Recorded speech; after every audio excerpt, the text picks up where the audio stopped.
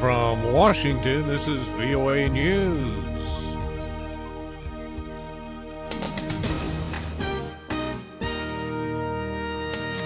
New U.S. warnings on flights to Russia for the Olympics. UN committee condemns Catholic Church for sexual abuse of children.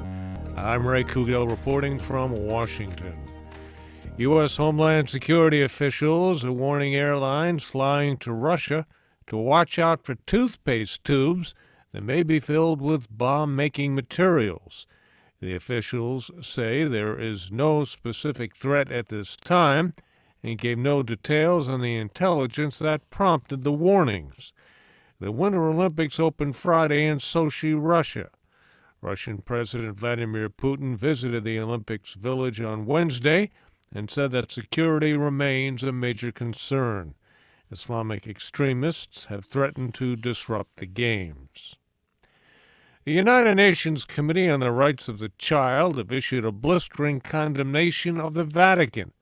It is making the unprecedented demand that the Vatican immediately remove all clergy accused of child abuse and turn them over to civil authorities.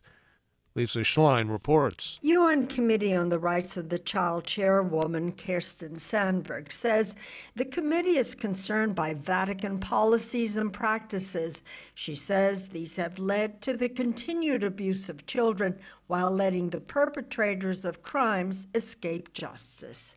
The Holy See has consistently placed the preservation of the reputation of the Church and the protection of the perpetrators above children's best interests.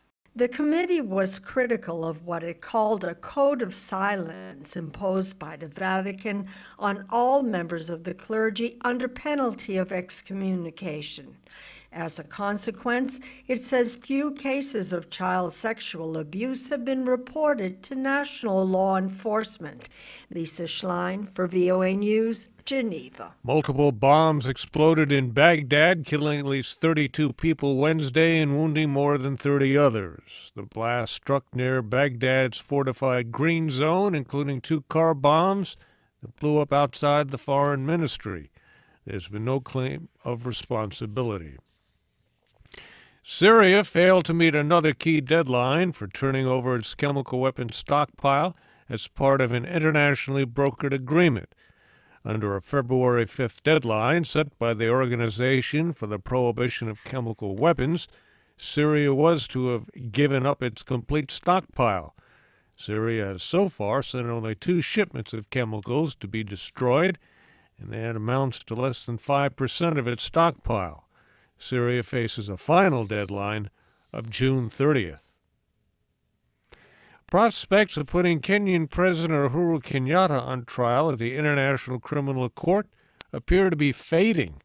Lisa Bryant explains. At a hearing at the International Criminal Court on Wednesday, prosecutor Benjamin Gumpert acknowledged his team had exhausted what he called reasonable prospects of prosecuting Kenyan President Uhuru Kenyatta. He said the Kenyan government was blocking efforts to access Mr. Kenyatta's financial records.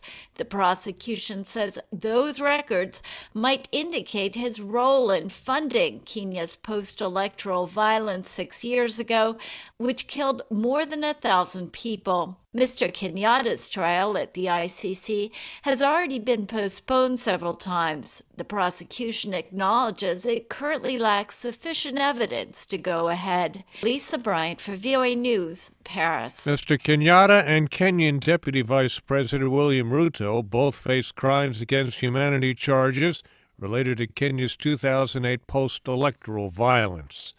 Soldiers in the Central African Republic are being accused of taking part in the street killing of a suspected Muslim rebel group member. Witnesses say soldiers took part in the Wednesday attack on a man suspected of belonging to the Seleka rebellion that overthrew President Francois Bozizé last March. The incident occurred in the capital Bangui, shortly after interim President Catherine Samba-Panza praised the military for its efforts to regroup and reform after last year's coup. North and South Korea have agreed to resume reunions of families separated by the 1950s Korean War. South Korea's Unification Ministry says a deal was reached Wednesday during a meeting at the Panmunjom border village. The reunions will take place from February 20th to 25th at the Mount Kumgang Resort on North Korea's east coast. A major U.S. drugstore chain says that by October it will stop selling all cigarettes and tobacco products. The CVS Caremark chain, with more than 7,100 stores, says that cigarettes and tobacco products have no place in its outlets as it seeks to become more of a healthcare provider. The chain says ending the tobacco sales will cost it $2 billion in yearly revenue. The action was applauded by President Obama, a former smoker. I'm Ray Kouguell, VOA News. More on the internet at voanews.com.